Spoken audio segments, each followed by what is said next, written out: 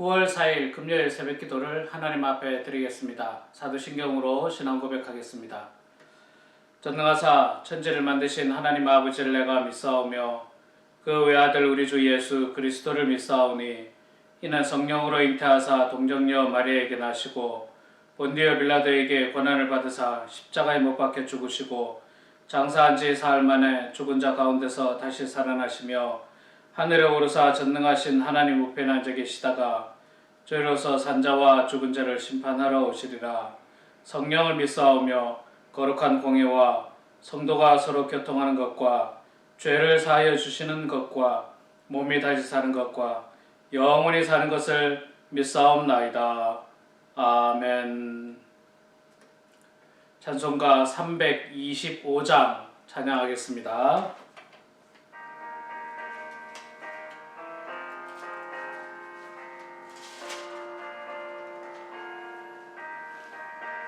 325장입니다.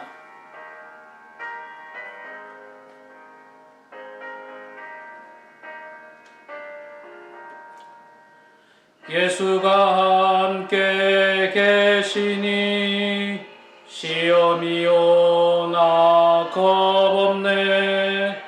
기쁨의 근원 되시는 예수를 위해 삽시다.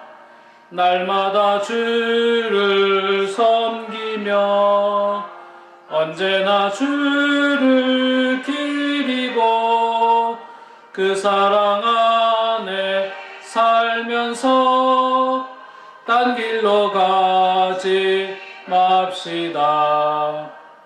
이 세상 사는 동안에 주 이름 전파하면서 무한한 복락 주시는 예수를 위해 삽시다. 날마다 주를 섬기며 언제나 주를 기리고 그 사랑 안에 살면서 딴 길로 가지 맙시다.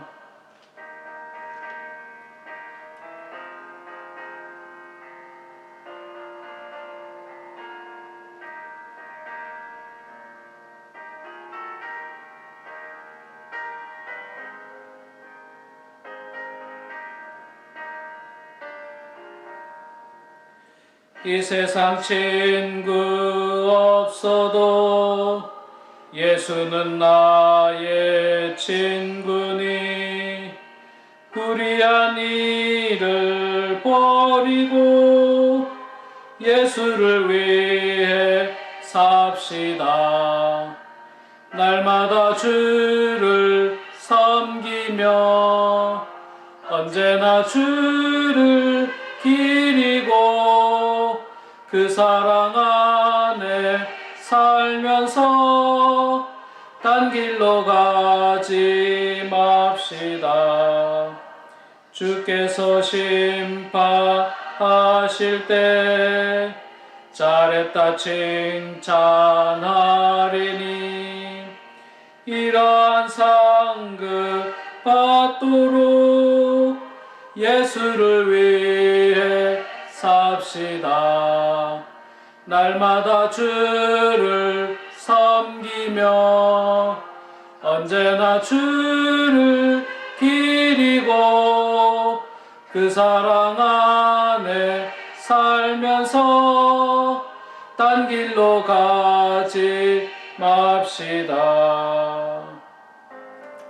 아멘. 하나님 말씀은 빌립보서 2장 12절에서 18절까지 말씀만 보도록 하겠습니다. 빌립보서 2장 12절에서 18절 말씀 신약성경 319페이지에 있습니다.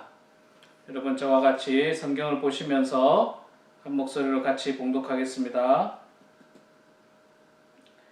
그러므로 나의 사랑하는 자들아 너희가 나 있을 때뿐 아니라 더욱 지금 나 없을 때에도 항상 복종하여 두렵고 떨림으로 너희 구원을 이루라.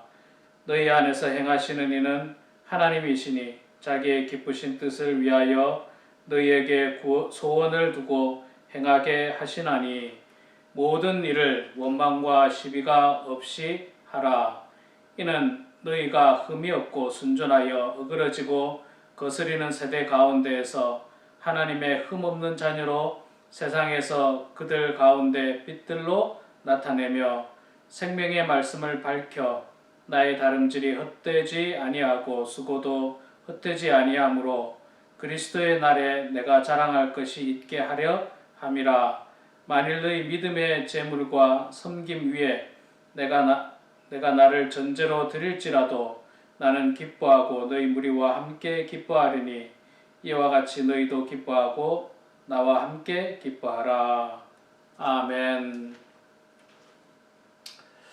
네, 우리 사랑하는 범원 한인교회 성도 여러분, 오늘도 하나님의 말씀과 기도로 또 찬송으로 하루를 시작하는 여러분들 가운데 하나님의 큰 은혜와 축복이 있기를 소망합니다.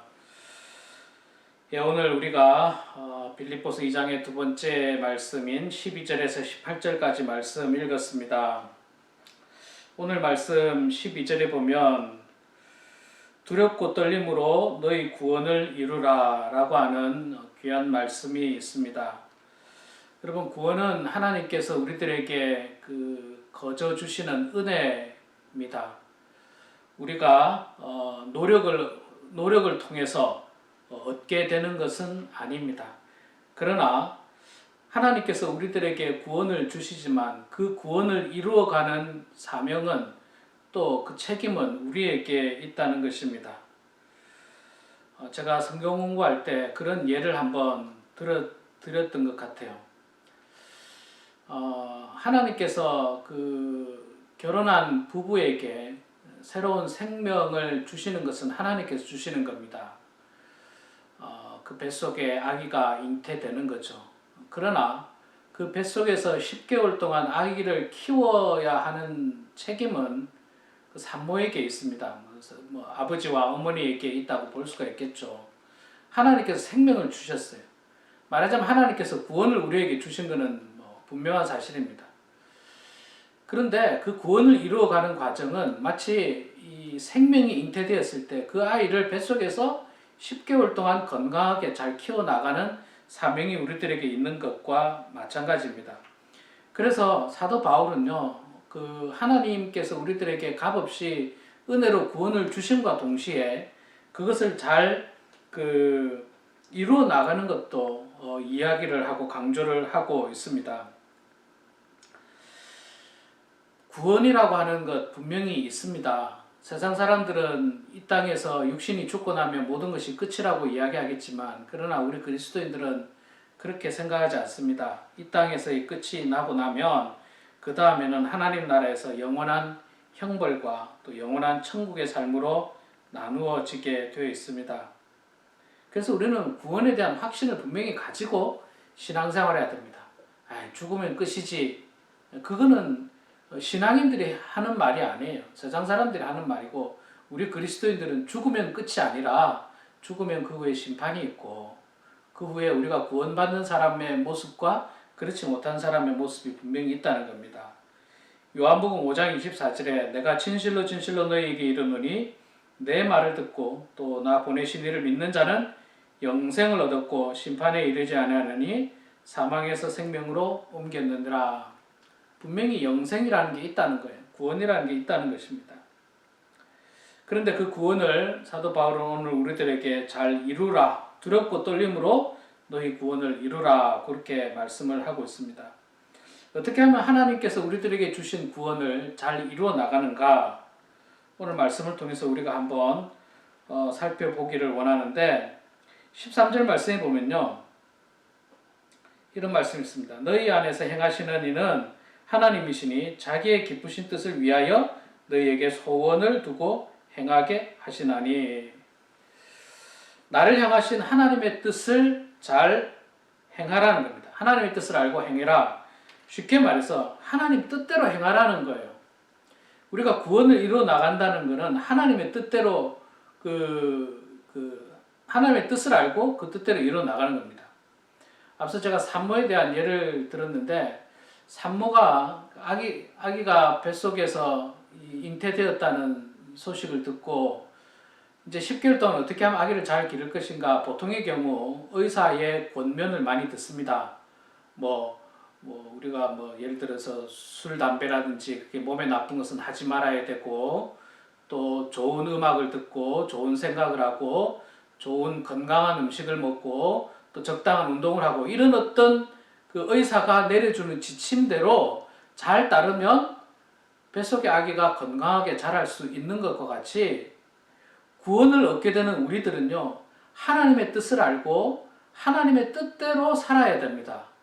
하나님이 명령하신 그대로 살면 그러면 그 구원을 잘 이루어 나갈 수 있습니다. 하나님의 뜻을 알고 하나님의 뜻대로 행하는 사람, 그런 사람이 구원을 이루어 나가는 사람입니다. 자, 하나님의 뜻에 대한 이야기를 조금 더 해보면요, 14절 15절에 보면 모든 일에 원망과 시비가 없이 하라. 이는 너희가 흠이 없고 순전하여 어그러지고 거스르는 세대 가운데서 하나님의 흠없는 자녀로 세상에서 그들 가운데 빛으로 나타내며, 그러니까 하나님의 자녀로 온전하게 성장하기 위해서는 간단하게 말해서 이 세대에 물들지 말라는 겁니다. 이 세대에 물들지 마라.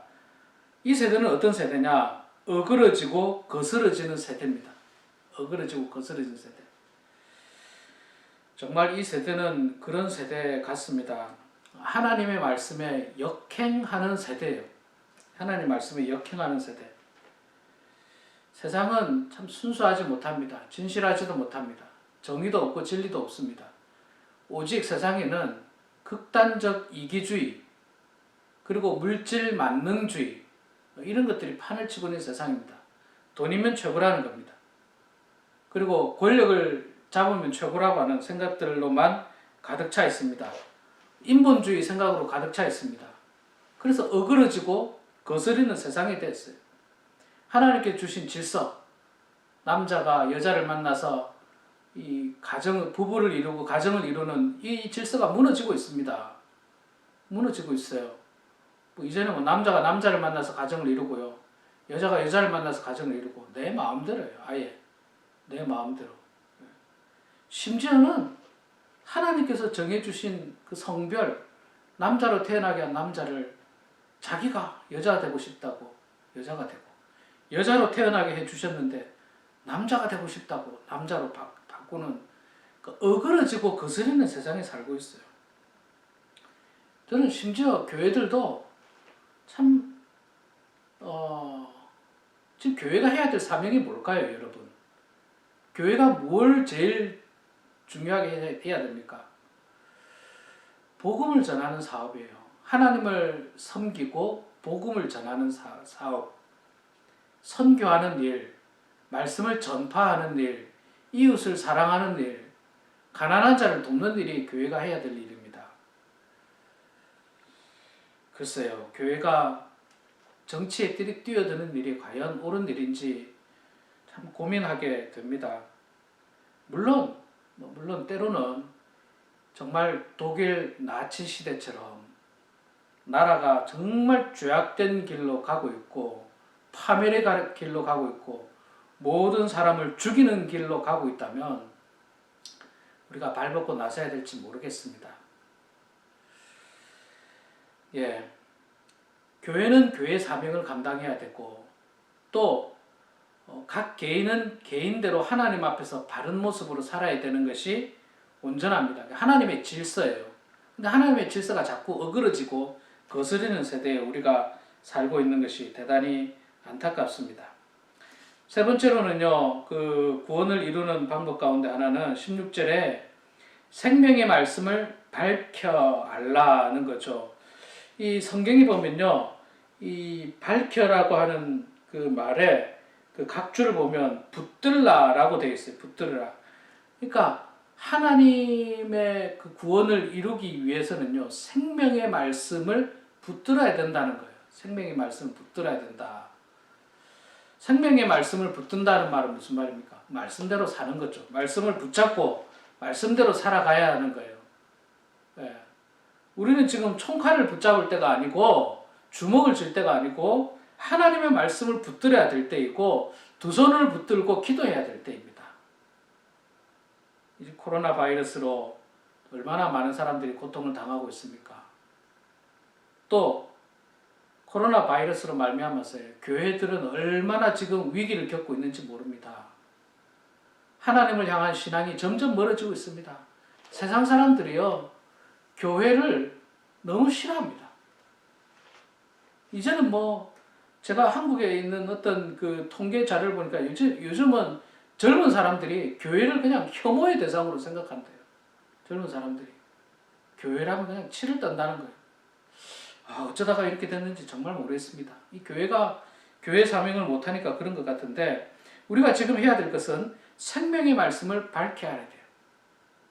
하나님의 말씀이 흥황하는 좀 이 부흥의 역사들이 일어나야 돼요.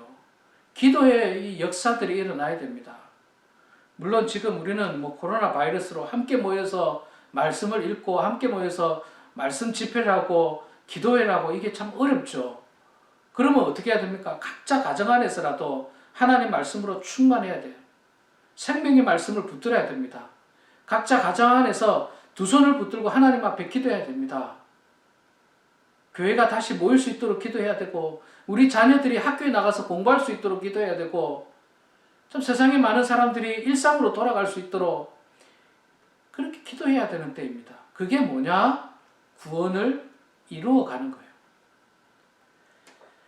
그리고 뱃속에 아기가 생겼다고 있잖아요. 산모가 자기 마음대로 그냥 뱃속에 아이가 생기든 말든 뭐 몸에 나쁜 것 다 하고 술, 담배, 마약 뭐 온갖 나쁜 것 다 먹고 그 다음에 뭐 나쁜 음식 먹고 그렇게 하면 그 뱃속의 아기가 어떻게 될까요?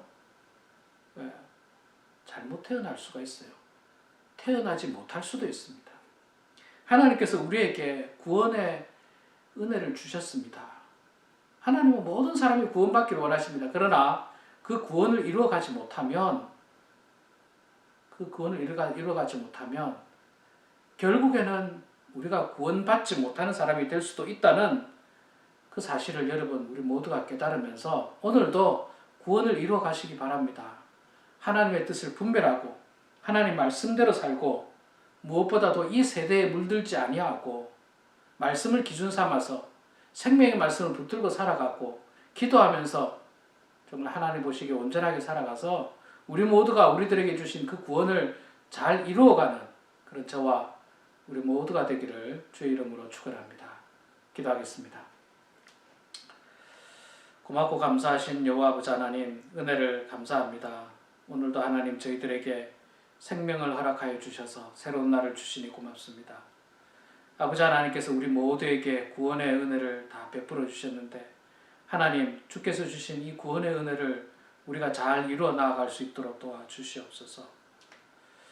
어그러지고 거스르는 이 세대를 본받지 않도록 주님 도와주시고 생명의 말씀인 하나님 말씀을 붙들고 하나님의 뜻을 분별하여 그 말씀대로 살아가는 그런 주의 성도들 다 되게 하여 주시옵소서.